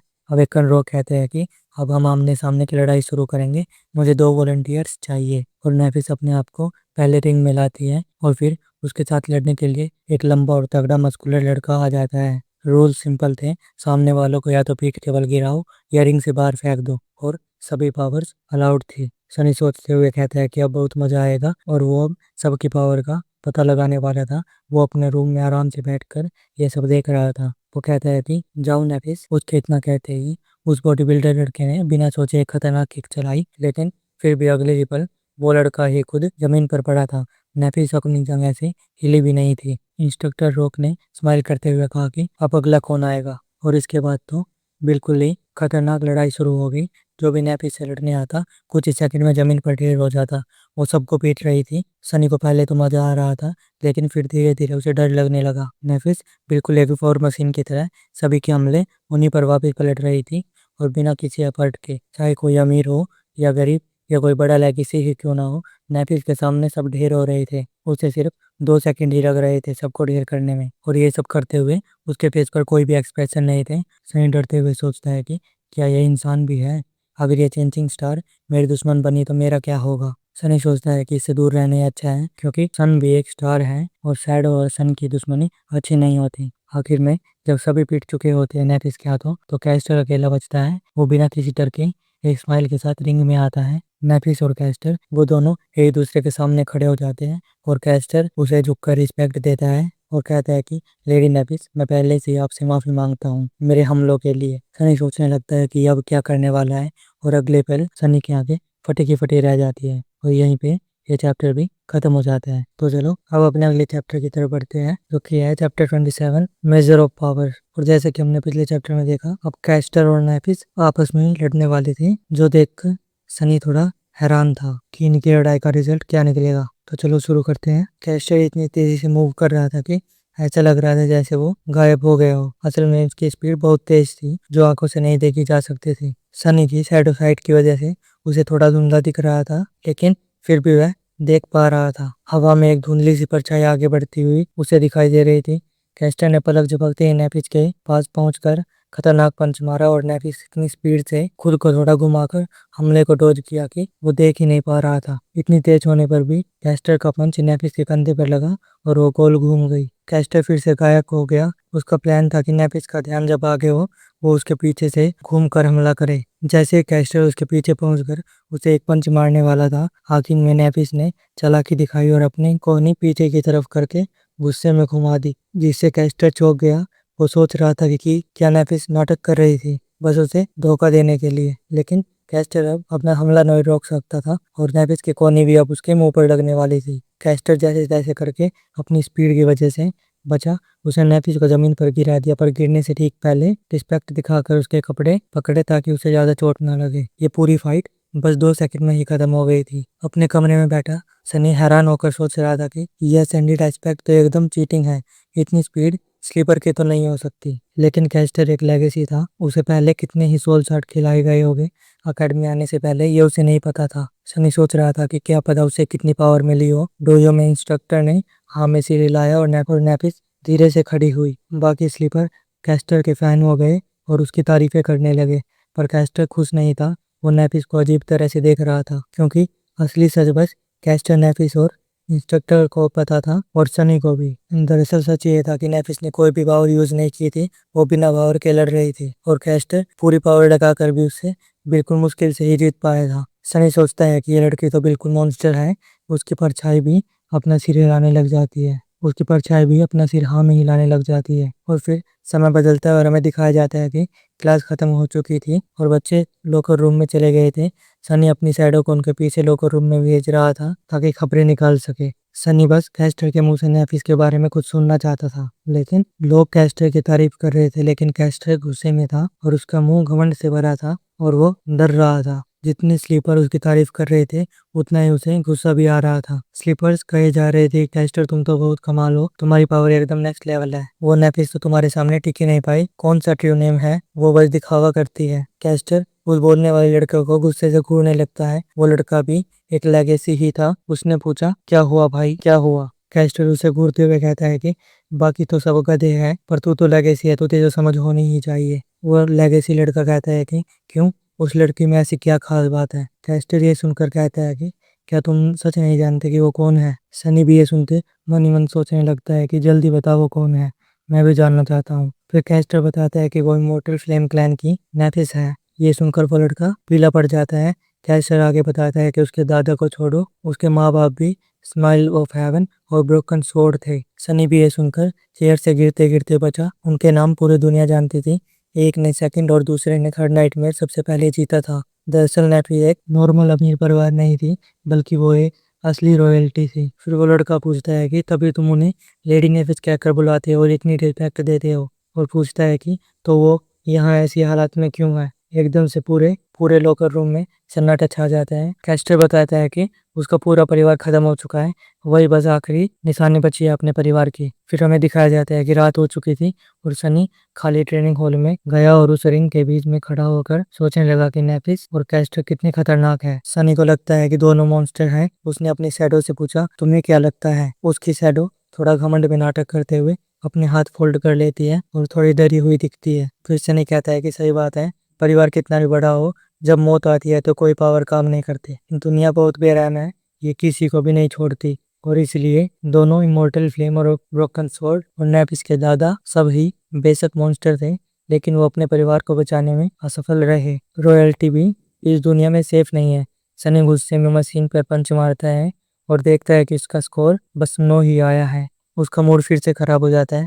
वो सोचता है कम से कम 10 तो आने ही चाहिए था, पर 9 भी सही था। वो फिर से उस मशीन पे पंच मारने लगता है, लेकिन फिर भी रिजल्ट 9 ही निकलता है। सनी का दिमाग खराब हो जाता है। वो सोचने लगता है कि शायद उसकी बॉडी छोटी है, इसलिए उसका फिजिकल पंच हमेशा कमजोरी रहेगा, वो हमेशा लाइट वेट रहेगा। उसका साइज अब बढ़ने नहीं वाला था, चाहे वो कितनी भी ट्रेनिंग करे। सनी सोचने लगता है कि ये तो नाइंसाफी है, ऐसा मेरे ही साथ क्यों होता है। गुस्से में सनी आखिरी बार पूरी जान लगाकर पंच मारता है। तभी उसके दिमाग में अजीब ट्रिक आती है। उसकी शैडो उसके ऊपर आ जाती है और उसके हाथ पे काले दस्ताने की तरह लिपट जाती है। और फिर जब सनी पंच मारता है तो मशीन पूरी तरह हिल जाती है। सनी का हाथ दर्द से फट जाता है, पर जब उसने ऊपर देखा तो उसका स्कोर अब 9 नहीं था, न ही 10 था, बल्कि अब ये 18 था, जो कि नेफिस से ऊपर था और कैस्टर के आसपास था। सनी इसे देखकर चौंक जाता है और वो स्माइल करते हुए कहता है कि अच्छा, तो ये बात है, अब समझ आया। उसने अपने मुक्के पर चढ़ी हुई शैडो को देखा और खुश होने लगा। वो सोचता है कि ये तो सही में ही पेल द्वारा बताए जाने जैसे ही इनवैल्यूएबल हेल्पर है। और इसी के साथ ये चैप्टर भी यहीं पे खत्म हो जाते हैं। तो चलो अब अपने अगले चैप्टर की तरफ बढ़ते हैं। तो चलो अपना अगला चैप्टर शुरू करते हैं, जो कि है चैप्टर 28 ट्रेनिंग मोन्टेज। और दरअसल अब से इसके चैप्टर थोड़े ज्यादा ही छोटे होने लगे हैं, क्योंकि असल में शैडो स्लेव के चैप्टर बाकी नॉवल से बहुत ही छोटे हैं। बस कुछ कुछ चैप्टर ही इसके बहुत लंबे होते हैं बाकी नॉवेल्स की तरह, लेकिन ज़्यादातर एवरेज चैप्टर इसके छोटे ही रहते हैं। तो चलो बिना किसी देरी के शुरू करते हैं। दिन बहुत तेजी से बीत रहे थे। सनी के पास ड्रीम रियल में जाने के लिए बस 4 हफ्ते थे, इसलिए 1 मिनट भी वेस्ट ना करते हुए वो दिन रात ट्रेनिंग कर रहा था और अपनी बॉडी की लिमिट को पुश कर रहा था, ताकि सारी नॉलेज अपने दिमाग में बसा सके। दिन के समय वो टीचर जूलियस से जंगल में जिंदा रहने के तरीके सीखता था, जैसे आग जलाना और तारों को देखकर दिशा का पता लगाना और रास्ता ढूंढना। सनी सोचता था कि अब तारों से कैसे रास्ता ढूंढा जा सकता है, लेकिन असल में ड्रीम रियल में हर जगह अलग अलग तारे थे, अलग कॉन्स्टिलेशन और कई सारे चांद, और सूरज का चक्कर भी एकदम अजीब और अनप्रेडिक्टेबल था। लेकिन फिर भी अगर उसे अच्छी तरह नॉलेज होगी, अगर किसी भी बच्चे को अच्छी नॉलेज होगी, तो वो आसमान को समझ के अपना रास्ता ढूंढ सकता था। और इसलिए किताब में पढ़ना और असली एक्सपीरियंस टीचर से सीखना, दोनों में जमीन आसमान का फर्क था। टीचर जूलियस उसे हर चीज़ के बारे में डेप्थ में बता रहे थे, जिससे सनी को हर चीज़ क्यों होती है ये पता चल रहा था। इस वजह से वो आने वाले खतरों के लिए पहले से रेडी हो रहा था। और जिस लैंग्वेज को सनी पुरानी लैंग्वेज समझकर बेकार समझ रहा था, वो मज़ेदार निकली, क्योंकि खुद स्पेल भी उसी लैंग्वेज में बात करता था। और इस लैंग्वेज को सुनने से सनी स्पेल की बातें बेहतर समझ सकता था, जैसे नेफिस का true name changing star normal translation में पूरा सच नहीं बताता था, लेकिन ग्रामर के हिसाब से उसका असली मतलब स्टार ऑफ चेंज था। और इसके रून्स के अलग अलग मतलब थे, जैसे कि तबाही का तारा या फिर बदकिस्मती का तारा। एक छोटे से वर्ड के चेंज से पूरी किस्मत और मतलब बदल जाता था। सनी ने पहले कभी पढ़ाई नहीं की थी, इसलिए इतना सब दिमाग में घुसाना उसके लिए एकदम थका देने वाला था। लेकिन उसे मज़ा भी आ रहा था, क्योंकि अमीर और बड़े लोग हमेशा नॉलेज को छुपा कर रखते थे, ताकि वो हमेशा पावर में बने रहे और गरीब गरीब ही रहे। और गरीबों को कभी पढ़ने का मौका नहीं मिलता था, इसलिए वो कभी अमीर नहीं हो पाते थे। और यहाँ अब सनी खुद उन अमीर और वीआईपी लोगों की तरह बन चुका था, जहाँ सरकार उसके खाने पीने और रहने का खर्चा उठाती, ताकि वो बस अपनी ट्रेनिंग पर फोकस करे। और अगर उसके पास फ्री समय होता तो वो इसे बहुत अच्छे से सोचता, लेकिन उसके पास फ्री समय था ही नहीं। टीचर जूलियस उसे हर दिन वीआर मशीन में फिजिकल दर्द के साथ और सिमुलेशन के साथ ऐसी खतरनाक प्रैक्टिकल ट्रेनिंग करवाते थे कि सनी की हड्डियां टूटने लगती थी, या उसे तो ऐसा ही लगता था। लेकिन अच्छी बात यह थी कि इस खतरनाक एक्सरसाइज से सनी की बॉडी एकदम सही शेप में आने लगी थी। उसकी ताकत और स्पीड भी तेजी से बढ़ रही थी। जहां वो पहले स्लम्स के रहने वाले कमजोर बच्चे सा दिखता था, अब वो सही शेप में आने लगा था। दरअसल फर्स्ट एटमे के बाद जो उसे नई बॉडी मिली थी, या उसकी बॉडी जो इवॉल्व हुई थी, उसे प्रो लेवल पर लाने के लिए उसे बहुत खून पसीना बहाना पड़ रहा था, और इस ट्रेनिंग से उसे पूरा फायदा मिल रहा था। और सनी भी पूरी कोशिश कर रहा था कि वो इससे पूरा फायदा उठा सके। जहाँ दिन में यही सब चल रहा था, सनी रात को शुक्रवार के स्लीपर की जासूसी करता और अपनी शैडो कंट्रोल की प्रैक्टिस करता था। उसकी शैडो उन बच्चों के सभी सीक्रेट पावर के बारे में और उनकी जो भी बातें चलती थी उस बारे में अच्छे से सुन लेती थी, जिससे सनी सब कुछ पहले ही जान पाता था। और जैसे ही सनी रात को खाना खाने के बाद जब रूम में आता था, तो उसकी शैडो वापस आकर दिन भर की सारी रिपोर्ट उसे दे देती थी। लेकिन दिक्कत ये थी कि उसकी शैडो ऊपर से जितनी बनती थी, अंदर से वो उतनी ही बोली थी। उसे समझ नहीं आता था कि कौन सी बात काम की है और कौन सी फालतू बकवास। इसलिए सनी को ज्यादातर दुश्मन के सीक्रेट के बजाय उनकी मसालेदार चुगलियां सुनने को मिलती थी। सनी को पता चला था कि अंडरग्राउंड सेंटर में बच्चों के बीच रोमांस चल रहा था, क्योंकि मौत का डर सर पर था और सब सोच रहे थे कि कम से कम मरने से पहले एक बार आशिकी तो कर ही ले। लेकिन सनी इन सबसे दूर ही था, क्योंकि पहली बात यह थी कि लोग उसे पागल समझते थे, और दूसरा उसके पास इन फालतू चीजों के लिए टाइम ही नहीं था, और तीसरा उसे डर था कि लोग कहीं उससे उसका ट्रू नेम ना जान ले। सबकी पावर और फ्लो जानने के साथ साथ वो अपने खुद की शैडो कंट्रोल की प्रैक्टिस भी करे जा रहा था और नए नए एक्सपेरिमेंट कर रहा था, और रिजल्ट भी बहुत अच्छे निकल रहे थे, क्योंकि शैडो न सिर्फ उसकी बॉडी पर बल्कि किसी भी वेपन पर लिपट कर उसकी पावर को दोगुना कर सकती थी, जो कि उसके लिए बहुत ही फायदेमंद होता। अगर वो अपनी पावर को सही से इस्तेमाल करता तो वो सबको पीछे छोड़ सकता था। बाकी बच्चों के पास तो सिर्फ एक ही पावर थी, लेकिन सनी के पास अपनी शैडो भी थी, जो कि उसे हर चीज में एक्सपर्ट बना सकती थी। सनी की शैडो साइट, शैडो स्टेप और शैडो स्काउट की पावर बहुत कमाल की थी। ऐसे ही करते हुए सनी के दिन और हफ्ते निकलते चले गए, और जल्दी ही वो समय आ गया जब उन्हें जिम रेल में जाना था। और उसके देखते देखते ही ठंड आ चुकी थी, और अब उन्हें जिम रेल के लिए निकलना था। और यहीं पे ये चैप्टर भी खत्म हो जाता है। तो चलो अब अपने अगले चैप्टर की तरफ बढ़ते हैं। तो चलो अब अपना अगले चैप्टर शुरू करते हैं, जो कि है chapter 29, the last day on the earth. इस चैप्टर की शुरुआत में हमें दिखाया जाता है कि बहुत ज्यादा ठंड पड़ रही थी और सनी थका हुआ था। वो बहुत कोशिश करने के बाद भी अपनी सुस्ती दूर नहीं कर पा रहा था और कंबल लपेटकर बेड पर लेटा हुआ था। वो इस गहरी नींद वाली फीलिंग से अनजान नहीं था। बिल्कुल फर्स्ट नाइटमेयर से पहले और ब्लैक माउंटेन पर ठंड से मरते हुए उसे ऐसी ही नींद आ रही थी। दरअसल रात होते ही स्पेल उसे जिम रेल में ले जाने वाला था। वो सोच रहा था कि उस दुनिया में उसकी किस्मत उसका साथ देगी या कोई नई मुसीबत लाएगी। लेकिन सनी ने सोचा कि अब इसका कोई फायदा नहीं है, क्योंकि जो करना था वो पहले ही कर चुका था। ट्रेनिंग, पढ़ाई और बाकी चीजें वो पहले ही कर चुका था, और अब उसे बस इंतजार ही करना था। और कुल मिलाकर वो इसके लिए बिल्कुल रेडी था। जबकि अब सुबह थी और ये सब रात को होने वाला था, तो सनी सोच रहा था कि वो आज के दिन का पूरा फायदा उठाएगा और अब अपना आखिरी शावर लेगा और बढ़िया से खाना खाएगा। लेकिन उसका मन नहीं था। असल में उसे बिल्कुल भूख नहीं लग रही थी। सनी ने देखा कैफेटेरिया में भी सब स्लीपर चुपचाप बैठे थे। कोई भी कुछ नहीं बोल रहा था। बिल्कुल सन्नाटा छाया हुआ था। बस कुछ बड़े परिवार के लेगेसी ही शांत थे, और वो भी अकेले ही थे। सनी पहली बार कॉफी मशीन के पास जाकर अपनी मीठी चीनी वाली कॉफी पीने की ट्राई करने की सोचता है। सनी हमेशा की तरह उस अंधी लड़की कैसिया के पास बैठ गया।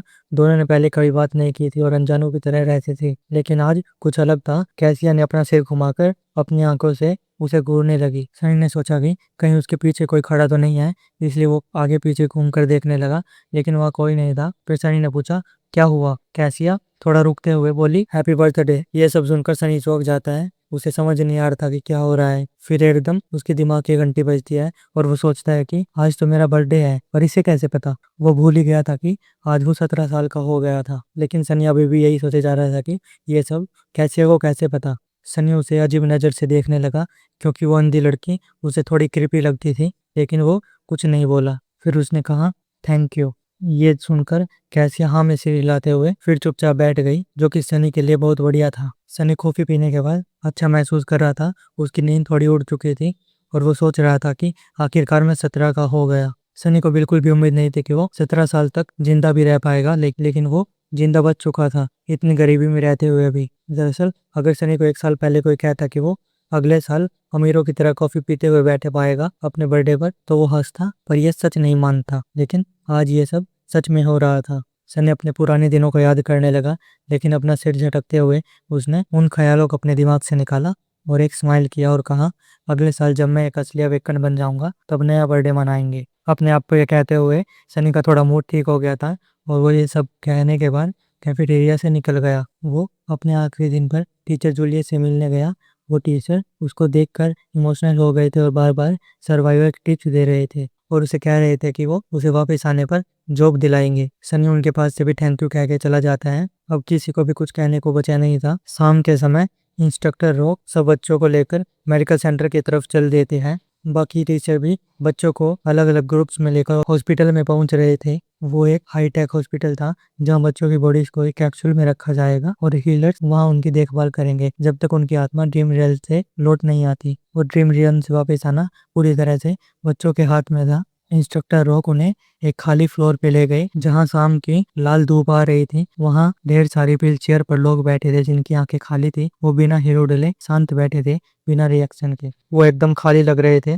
इस सन्नाटे को देख सनी डर गया और उसके रोंगटे खड़े हो गए। इंस्ट्रक्टर उन चेयर पे बैठे लोगों की तरफ देख के कहता है कि इन्हें अच्छी तरह देख लो, इन बच्चों को होलो कहा जाता है। और वो आगे बोले, ये सब पहले स्लीपर या बड़े अवेकन थे, पर ड्रीम रियल में उनकी आत्मा मर चुकी है और वो वापस आने में नाकाम रहे। अब सनी को सब समझ आने लगा था। सनी सोच रहा था अभी, अगर किस्मत अच्छी हो तो आत्मा के साथ बॉडी भी मर जाती है, पर अगर किस्मत खराब हो तो इंसान ऐसे जिंदा लाश बन जाता है। इंस्ट्रक्टर रोक ने नेपिस और कैस्टर की तरफ देखकर कहा, इसलिए वहां मरना मत। और अब हमें दिखाया जाता है कि आधे घंटे बाद सब अपने अपने रूम में अपने पोर्ट्स के अंदर जाने के लिए तैयार थे। वो अंधी लड़की कैसिया डर के मारे दीवारों को छू रही थी और उसके फेस से आंसू बह रहे थे। कैस्टर जमीन को घूरते हुए कांप रहा था और बार बार एक ही अजीब सी बात बोले जा रहा था। नेफिस के हाथों के नीचे से एक सफेद रोशनी निकल रही थी और उसका चेहरा भयानक दर्द से भरा था। और आखिरी रूम में सनी ने पोर्ट से हटकर अपनी शैडो की तरफ देखा और कहा, हाँ तो तुम तैयार हो। उसकी शैडो कंधे उचकाते हुए कुछ नहीं बोली। फिर सनी ने कहा, मैं भी तैयार हूँ।